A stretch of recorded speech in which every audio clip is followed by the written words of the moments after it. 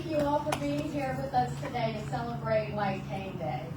White Cane Day is a national day of celebration, and we honor it at CVI by celebrating the stories of people who are involved in our mission in so many ways and celebrating their leadership. And I would like to begin that by recognizing some leaders in this room. First of all, I'd like to thank Abby Parks and Jessica Pokey and Shannon Clark for everything that they did today.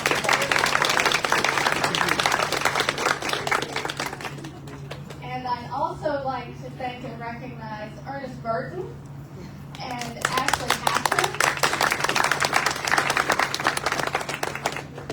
Ernest and Ashley are both White Cane instructors, orientation and mobility instructors, and they have been with us for many, many years and have helped so many of our clients learn to navigate public transportation, our building, their communities, and regain independence as a part of that. And Ernest will be speaking to you shortly. He is also the leader of our adult rehabilitation programs. And we are also delighted to have so many of our board members with us today. I would just love to recognize our board members who came out for the program. And please, I'm short, so I'm afraid of missing somebody. But we have Nina Johnson with us today. Nina chairs the committee for our board. Mike Cohn is with us as well. Tom Pinella and Cynthia Montaton.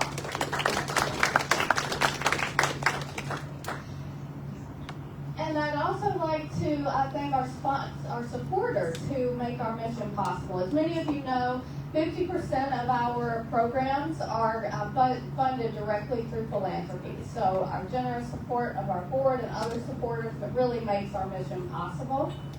And a supporter I would love to recognize today is a new friend to CVI, Dr. Namani. And Dr. Namani called me a few months ago. I was delighted to learn about her and her organization. Now, by profession, Dr. Namani is a wealth advisor. But in her, I'm sure, limited spare time that she makes the most of, she leads an organization called BTCVA, which supports children with visual impairments and disadvantages, but also creates so many volunteer opportunities in the community, particularly for children to learn about how to be involved in the community and support others. But Dr. Namani was calling because she wanted to make CVI the beneficiary of their walk. And it was so fun. We went out to walk around this beautiful park in Gwinnett that I had never been to before. And it was just a great way to learn more about the organization. So thank you.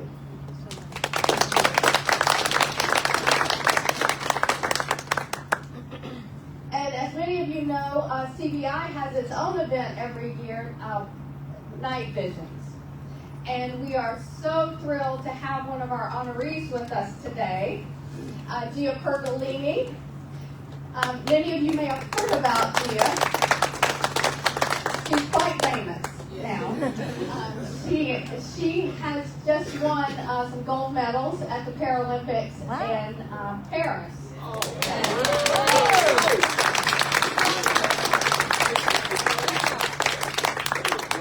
And I think these only added to a collection of medals, but they were a big deal. So we are thrilled to celebrate Gia as our Sarah Wolf Spirit Award honoree at Night Visions on March 20th, 2025. So please plan to come out for that. And Gia's father, by coincidence, serves on CVI's board, and we do want to thank him and his wife Alice for their generous support of CVI as well. And we also have a few past honorees at Night Visions in the room with us.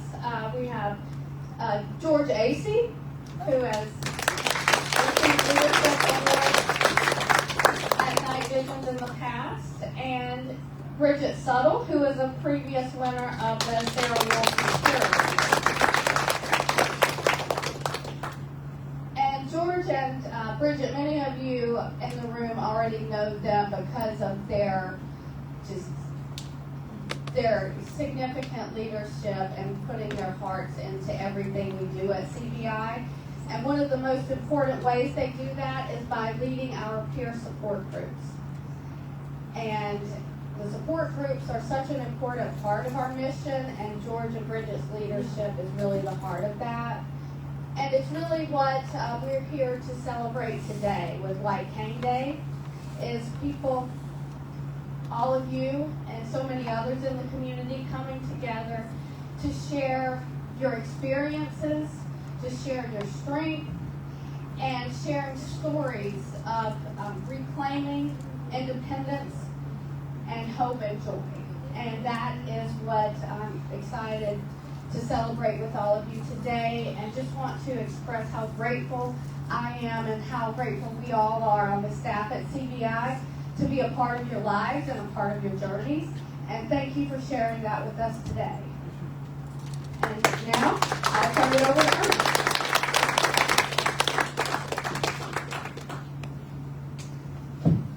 Good morning. Good morning. As many of you already know, my name is Ernest. I am one of the orientation and mobility specialists here at the agency, and I am going to do a little bit of history of the White Cane and White Cane Day. So the cane goes back to before biblical times with shepherds and leaders like Moses. Back in 1930, the Lions Club declared that all canes should be painted white and red in color if they're used by people with vision loss. Back in the 1950s and 60s, the Foundation for the Visually Handicapped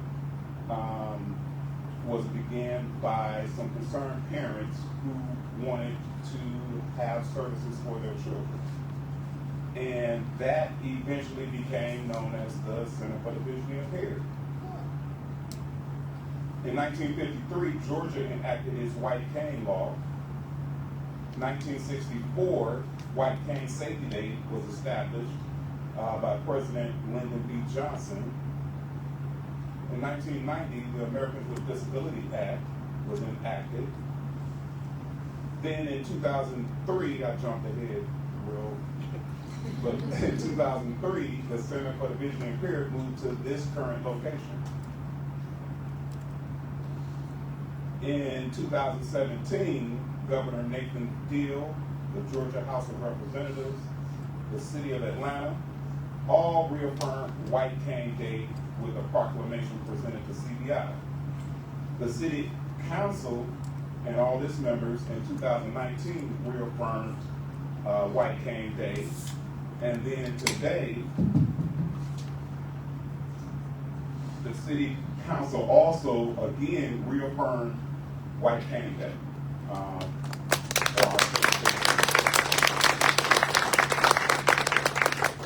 And I will go and read this proclamation. The Atlanta City Council, in recognition of the Center for the Visually Impaired and White Cane Day, whereas in the 1950s in Atlanta, a group of parents faced a mutual challenge how to help their visually impaired children reach their full potential. The children were well served. My focus aren't working here.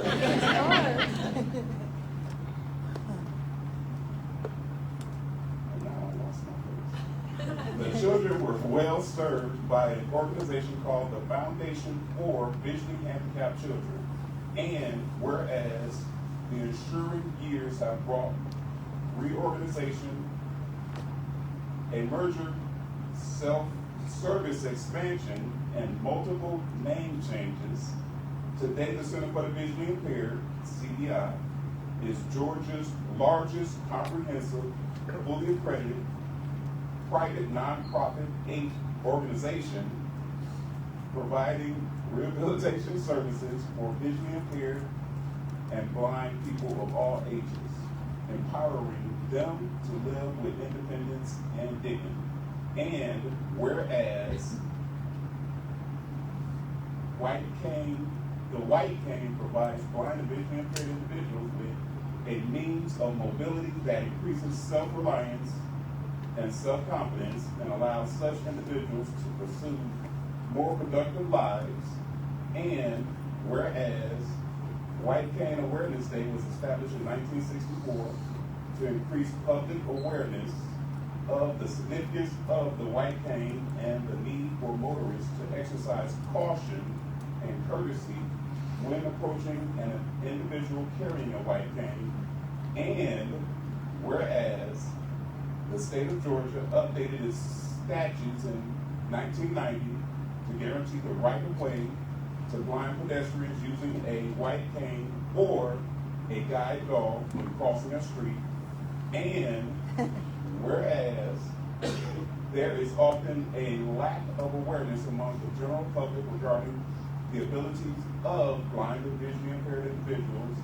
And whereas on White Cane Awareness Day, businesses, schools, volunteers, and media are encouraged to promote greater awareness of the significance of a white cane to help ensure the safety of blind and visually impaired citizens, while also helping to build their independence. Now, therefore, be it proclaimed that we, the members of the Atlanta City Council, on behalf of the citizens of Atlanta, do hereby declare October 15th as White Cane Awareness Day throughout the city of Atlanta, and urge all residents to support the Center for the Visually Impaired work in our community. And is signed by Doug Shipman, President of the Atlanta City Council, and all council members. Yay.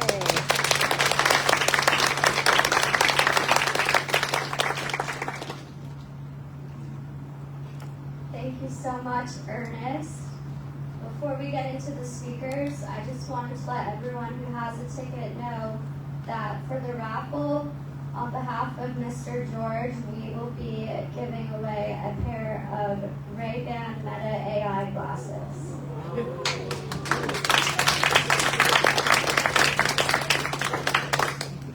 Thank you, George. With that, I'd like to bring up Miss Rosa Allen, who will be our first speaker tonight.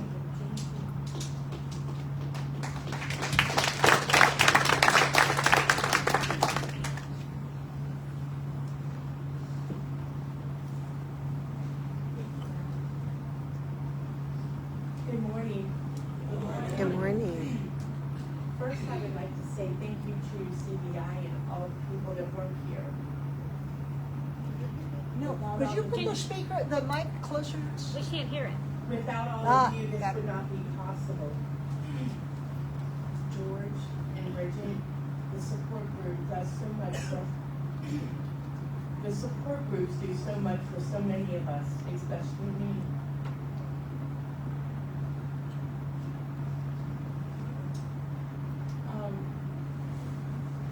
Since I got my white cane, it's only been a few months. It's been about 6 months. It's given me a level of independence that I would otherwise have. The technology that is coming out is amazing, but it doesn't replace what the white cane does for us or what it gives to me personally. I'm going to keep this short and just say thank you very much. I appreciate everything that everyone does and what it gives us as visually impaired and or blind. So thank you.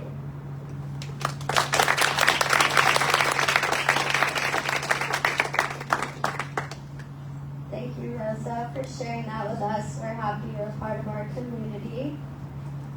Our next speaker is going to be Miss Angela Smith.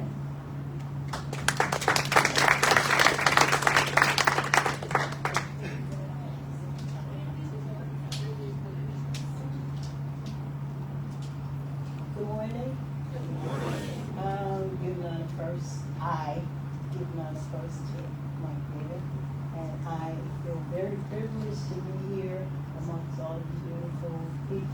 I was asked to speak on acceptance, and I'm gonna make it short because it's new for me. I may be one of the youngest here at this event, and I'm honored to be here and especially to be able to speak. But however, I took it upon myself to name my experience 3D. And that could be, you know, the glasses or whatever, but that's not what it meant. There was, my 3D is, first it was denial. My denial came initially from the physician that told me that glaucoma does not cause blindness. And I found out I had glaucoma because I was out doing my favorite thing, shopping, and hit myself in the eye with the cell phone. And I didn't know how much damage it had done, but it was extremely painful. And I went to the eye doctor, and they said, "Do you know that?" To the ophthalmologist, and he asked me, "Do you know you have glaucoma?" And I said, "No." And I said, "That means I'm going to go blind?" He said, "No, glaucoma doesn't cause blindness." So, you know, me, talented along, and the disease progressed. I did get eye drops, and, you know, being that he said it wouldn't cause blindness, the eye drops, it wasn't that I ignored them. I just kind of dropped them here and there, kept on about my busy day of working and taking care of my family. So the disease, as it progressed, the denial, which was a bad thing for him to say, but then in a way, now that I look back, it was kind of a good thing because I don't accept it as blindness. You know, so I call it what I call it, visually challenged, sight challenged. And as much as that was not a good thing for a physician to say, so I just persevered through that. And then, you know, to skip over, because it's been a long journey for me, to the next part would be the depression. The depression set in as the disease started to progress, and that included me coming out of my nice comfortable bed and laying on the floor for 3 years on a pallet, and not really feeling sorry for myself, but just really basking in my higher power, and still persevering and going about my day in as much as I could. Of course, I couldn't drive. You know, I just look out the window and look at the car. So until I sold it, it wasn't more temptation there.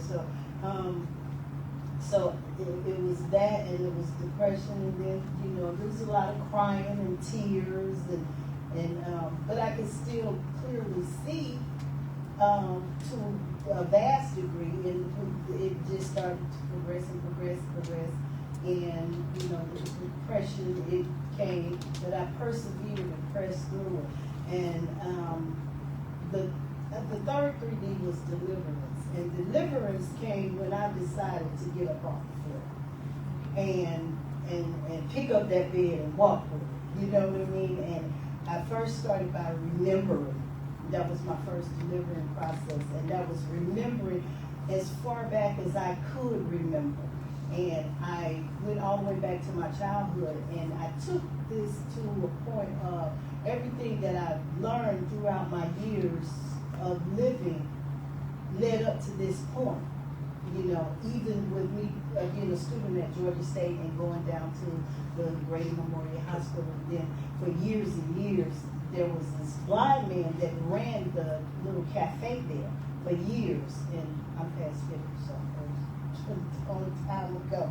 But he was there for 10 years, and he ran, but he was totally blind.